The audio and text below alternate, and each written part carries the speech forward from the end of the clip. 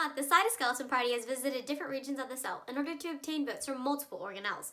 Today, Mr. Cytoskeleton and his running mate, Cell Wall, are here to hold a press conference to answer some questions viewers like you might have.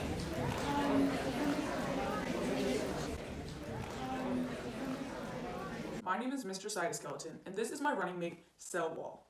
Like you, we are both organelles trying to make an impact in this vast cell we call home. I am made up of microfilaments, intermediate filaments, and microtubules. My microfilaments allow cellular movement, which enable resources to get from point A to point B. My intermediate filaments provide mechanical support for when the cell comes into contact with other cells, or perhaps the extracellular matrix. Finally, my microtubules allow the organelles to be transported throughout the cell. By voting for me, you would essentially be voting for support for all organelles and cells, since I'm present in both prokaryotic cells and eukaryotic cells, unlike some of my competitors. It is necessary for me to be present because without me, the cell would not be able to retain its shape, causing it to ultimately burst. All organelles would just be floating in the cytoplasm, and organelles would be unable to move.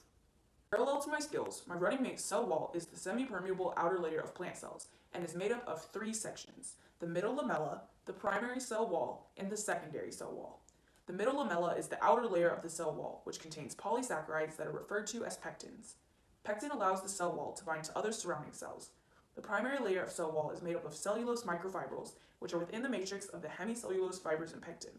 This region of cell wall structure provides strength and flexibility, allowing cell growth.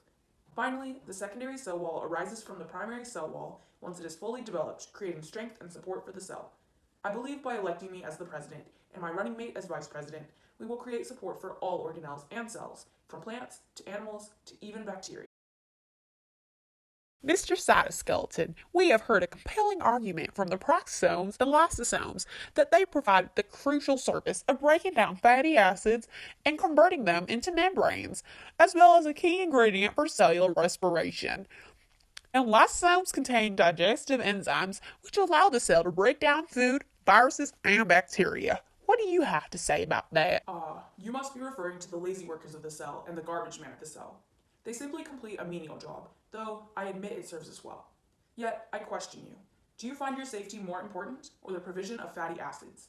With that candidate, you also run the risk of losing nerve connections, which may lead to the death of the whole body. If you put the lysosomes and peroxisomes in the position of power, the lysosome can engulf organelles they deem as excess, or burst and kill us all. I would like to raise the topic of the Golgi party.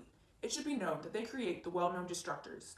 The Golgi manufactures these lysosomes, which, if they target the wrong specimen or are destructed, can compromise the whole cell. Thus, I would like to warn all attendees to be wary of them, as a malfunction in this area could also lead to the all-known Alzheimer's, which is well-known and devastating disease, as well as his partner, the smooth ER, who produces fat molecules that in overproduction would lead to mood disorders.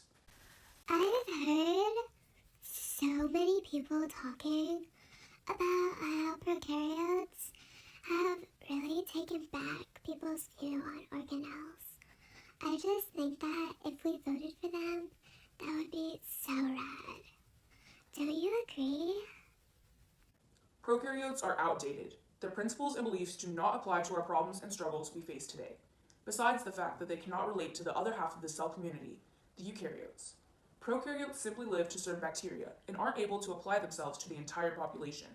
Prokaryotes don't even have a nucleus, a crucial part of the cell. In today's campaign, we need an organelle who can relate to people on a universal level. Therefore, I urge you to overlook this candidate. The mitochondria promises power to all organelles. Their party said that they would bring a new light to all organelles. Do you agree with their political statement? I actually do not believe that they can come through on this promise, even though they do take part in cellular respiration and provide the cell with energy by breaking down ATP.